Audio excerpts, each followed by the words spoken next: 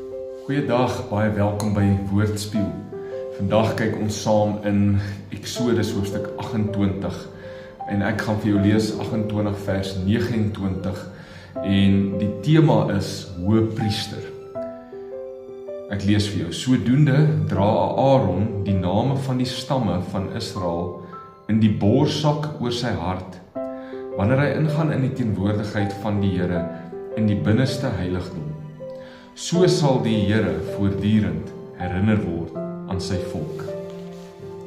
In hierdie hoofstuk lees ons oor Aaron wat aangestel word as die hoëpriester.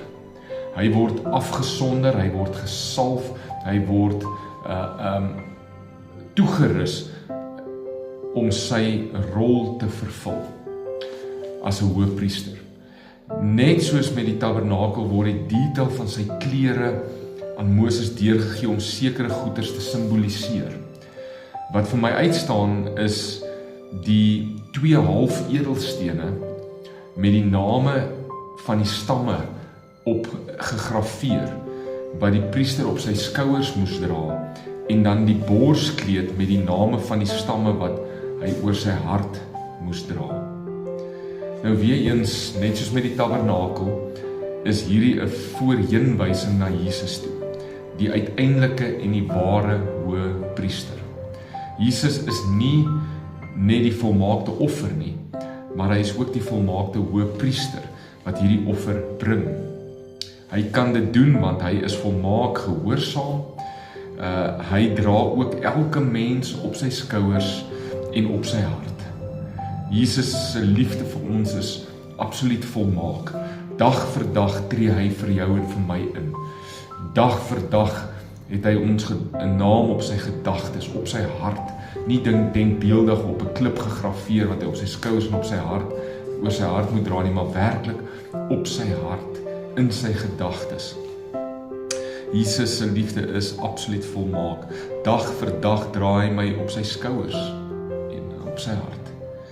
As hy dan sy lewe vir my gegee het, hoeveel te meer sal hy nie ook vir my alles anders gee wat ek nodig het nie. Ons het 'n hoëpriester in die hemel. Nie 'n denkbeeldige afbeelding van die hemelse heiligdom nie, maar die werklike heiligdom. En dit is die volmaakte hoëpriester, die seun van God wat vir jou en vir my intree.